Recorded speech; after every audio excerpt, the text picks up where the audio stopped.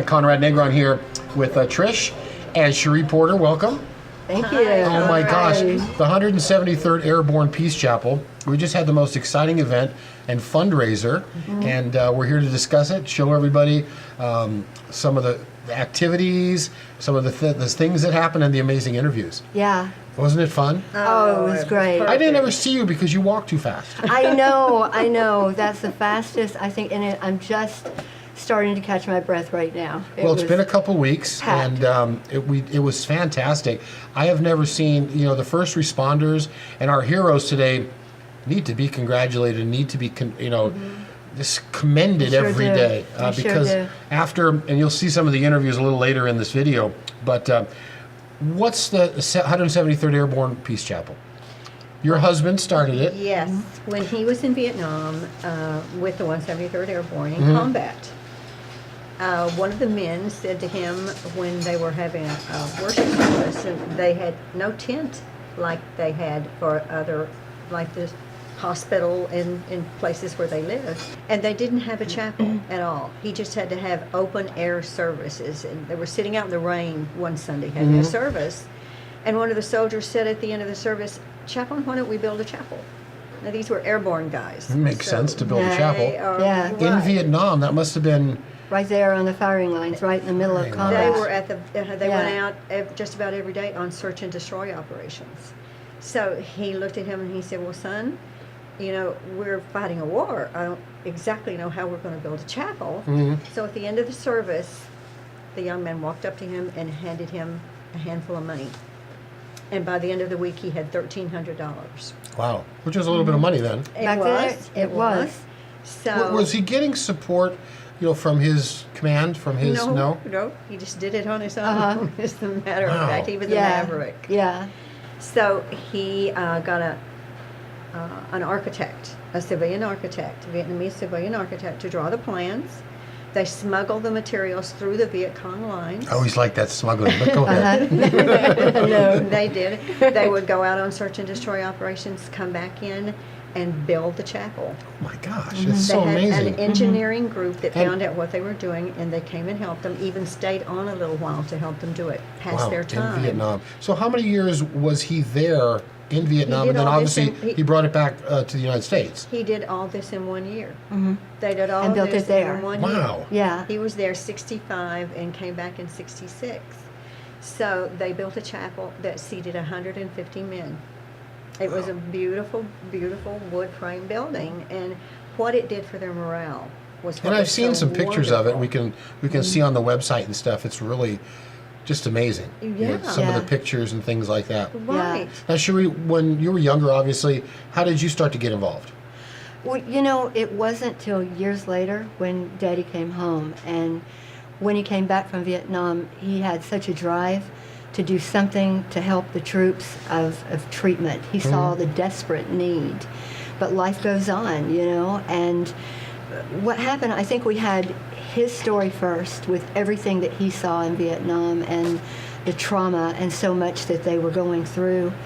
And then with me, I had something that happened that was very traumatic, and my parents jumped in with me, and we did everything to get the answers to get me past it. So it was kind of like two stories going in together that brought us to the Peace Chapel. When I think of Peace Chapel, I think of it's getting peace back in your life.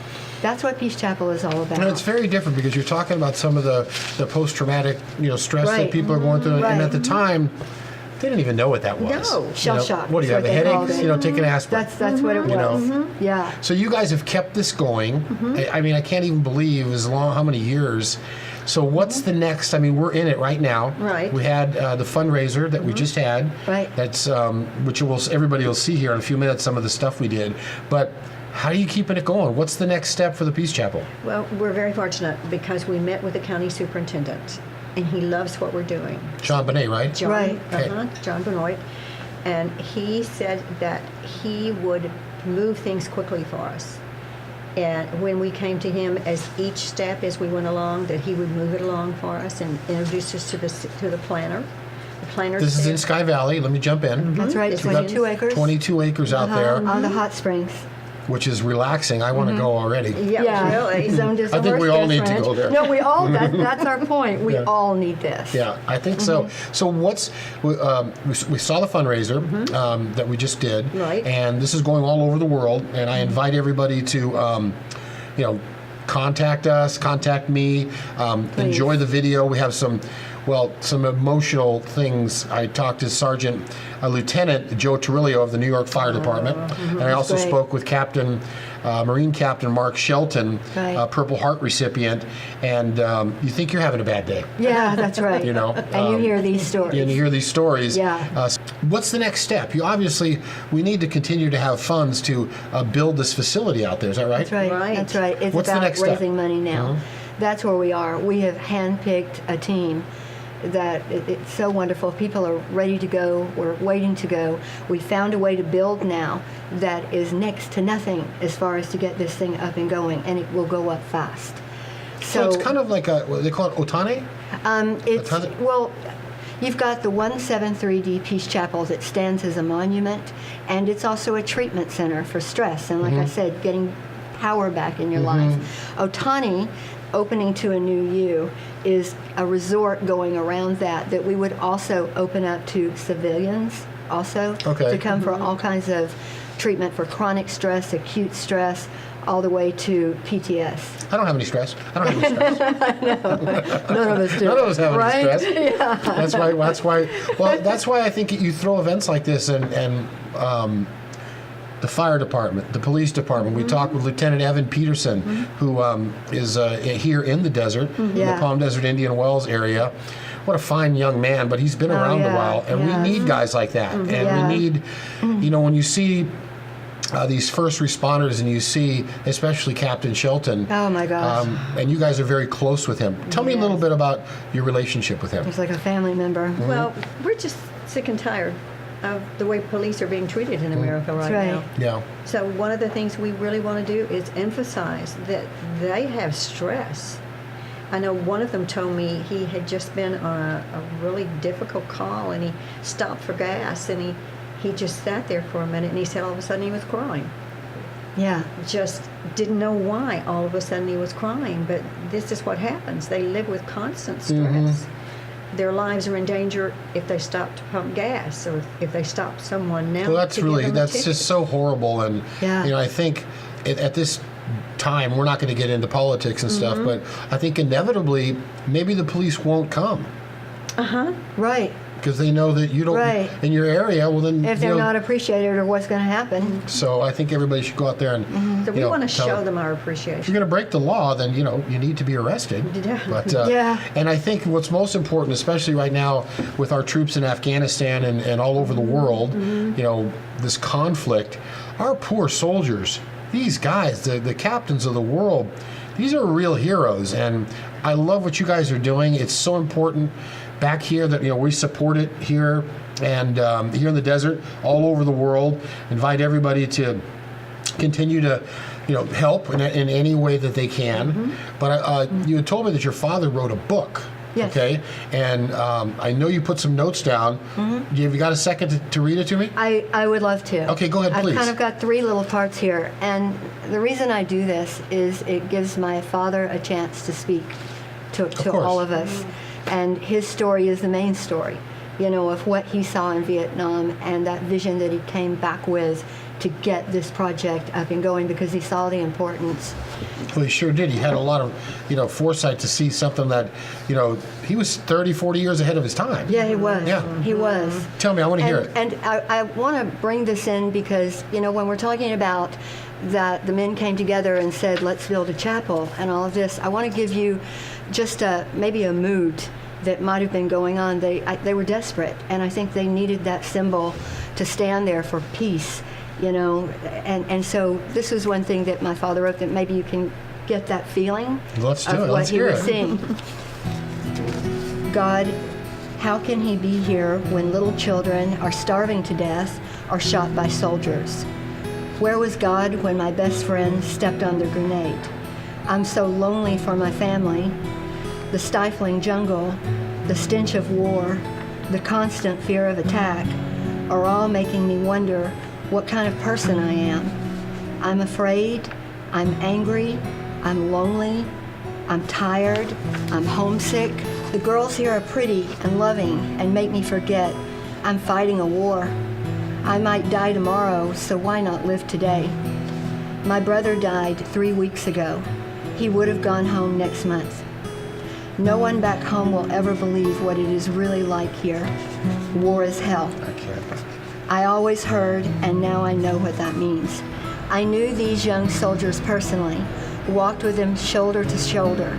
I knew what they thought, how they laughed, what they feared, how deeply they believed in their country, the great faith they had in God, how much of themselves they gave. I knew what made them cry, about the letters from home that literally tore them apart, about the absolute inconsistencies that frustrated them to their core. I saw their gentleness, their compassion, their love. I saw the bad that war can bring out in some. I saw the nobility it brings out in others. I'm speaking of America's true sons and daughters, the backbone of our country. The young men and women we raised and loved and believed in. I am speaking of the young people from the little hometowns across America. It is time the parents and loved ones of these heroes were given a reason for pride. It is time we learn to salute our flag again That's and for love sure. our country unapologetically. This was the dedication of my father's book, and he said, in a base camp just outside Ben Hoy is a dusty road called Bowen Street. It was named in honor of Specialist 4th Class Ray Bowen from Hannibal, New York. Ray served as my enlisted assistant. He was the kind of boy I would like my daughter to marry. He was a good soldier and a good friend. Ray begged to go with me into combat, and he pleaded for us to stay where the action was so that we might be of help to the men in case trouble came. Trouble did come, and side by side we lay in the midst of it. I looked into his eyes and saw faith and courage. When I looked back, his eyes were closed, not to open again. He died in my arms. I am now back home again. 2 years have passed, but I still remember Ray Bowen. I would like to dedicate this book in honor of Ray and the men like him in the 173rd Airborne Brigade with whom I had the privilege of serving. In them I saw the American ideal, and in the process I became a better American. They gave the words duty, honor, and country a new meaning. And in this spirit we move on We move on. with a project. Thank you so for the much for sharing that. And 173rd. that's from a man who, when did he pass away? Daddy died, was it 2 years 2 ago? years ago on Father's Day, and we promised him before he died that we would build Peace Chapel. Well, we're going to do it. And one thing he would do, even in the latter stages of Alzheimer's, he would still look at me and say, keep going. And so Well, we all I have to remember keep that, going. and let's keep going, and we need everyone's help to keep going and to get this up. I love it. Trish, Cherie, thank you. Thank you. Let's take a look at the event. We're talking charity, we're talking American flags, we're talking about the military. We're here at the Indian Wells Hotel today, October 12th. We're a really exciting event. We're going to have some great interviews planned. So everybody stay tuned. Take a look at this. We've got a very inspirational guest. Joe, thanks for coming today. Thanks for the opportunity. Tell us, you started your career as a fireman in New York. Yep. And New York City. where was your firehouse? Right across the street from the World Trade Center. Started my career in 1980. That was a brand new firehouse, and they built it because of the World Trade Center complex. And I was there for 16 years. I was going over the Brooklyn Bridge into Manhattan, and about an eighth of a mile away, I see smoke and fire coming out the top of the World Trade Center. I'm like, what the heck is this? And I'm thinking about my friends in that firehouse across the street where I started my career. Now I'm saying, what do I do? Do I make a right and go to the press conference, or do I go to the left and get to my firehouse and run into the building to see what's going on? And that's what I did. So I took off my dress uniform, and I grabbed a helmet, boots, and gloves jacket from another fireman off duty. His name was Tommy McNamara. You know, he was at home. I took his firefighting clothing, and I ran out of my firehouse, which is 150 feet across the street from the South Tower. And I hear a roar, and I looked up, and the second jet came right over my head. I was the only one underneath it. And I see the jet from nose to the tail for about 1 split second. It hits the tower and then disappears, almost like a magic act. The tower looked like it just sucked the jet right inside. I'm like, oh my God, we're under a terrorist attack. And the first 2 things I said to everybody that I encountered, I said, everybody on the top of the buildings are going to die. I said, we're not going to be able to get to them, and they're not going to be able to get down. And I said, second thing I said, these buildings are going to collapse. People said, what? I said, these buildings are going to collapse. But nobody would listen to me. Nobody could understand. Nobody knew I was a structural engineer before I was a fireman. I was right outside the South Tower, outside in front of it, and I heard a loud rumble and a roar, and I looked up and the building's coming.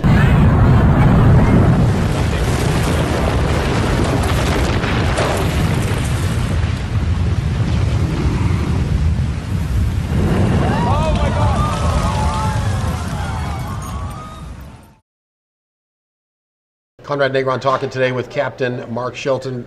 Captain, sir, welcome to the show. Thank you so Welcome to much. the show. It's so I'm nice glad to see be you. Here. Well, let's talk about. Then you were then assigned duty in Afghanistan or Iraq or. Well, first they sent me to Monterey to the Defense Language Institute up in Monterey, so I learned Arabic up there. I was up there for 2 years. So tell us what happened. You were in. You were deployed and you were on a mission. The first stick of my convoy hit a double stacked tank mine, anti-tank mine, and it blew up one of the vehicles in front of us. We get the compression blast, and that'll ring your bell pretty good. And then of course we got a complex attack, meaning we got indirect fire and direct fire from a sniper across the street from my compound I was on. And I had an 82 millimeter mortar explode about 15 feet from me. Fortunately, there was a wall between us that absorbed most of the shrapnel, but the concussive blast, it'll knock you for a loop really bad. I couldn't figure out which way was up, and you get the whole wall. We were surrounded in a closed-in compound with shooters on the rooftops, shooting down at us. And then the first one that shot me first was actually the entry control point person that I'd selected to guard the door, if you will. He turned on you. He turned on it, yeah. And I looked right past him, looking for the shooter. He shot me 2 more times. That one, unfortunately, did miss my armor, and it did some heavy damage to my left side and to my hip.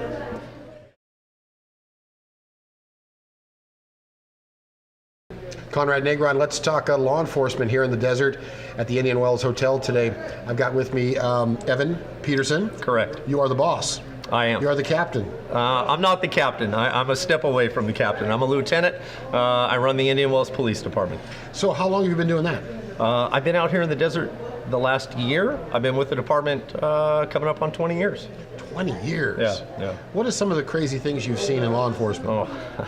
I know, that's a hard question. That was a loaded question. I was going to say it's extremely like, hard a question. grandma going 95 and a 25, Of course. I've worked all over the county. I've worked in Lake Elsinore, Paris, Harupa Valley, Merino Valley, out here now in the desert. I've been all over, so I've seen a heck of a lot of stuff. Car chases, shootouts, I've got to see a bit of everything. Do you think overall law enforcement all over the country is suffering from the agenda of sometimes the media and some of the, Sure. People get killed, children get killed, and everybody gets shot. It's not a, it's not a gun I wouldn't problem. I wouldn't say everybody gets shot. I wouldn't say everybody gets shot. But yes, do we struggle with the media? Of course we do. And as I see it, the officers that I work alongside, they're men and women just like the rest of us. And so it is. You try to do the best you can on a day-to-day basis.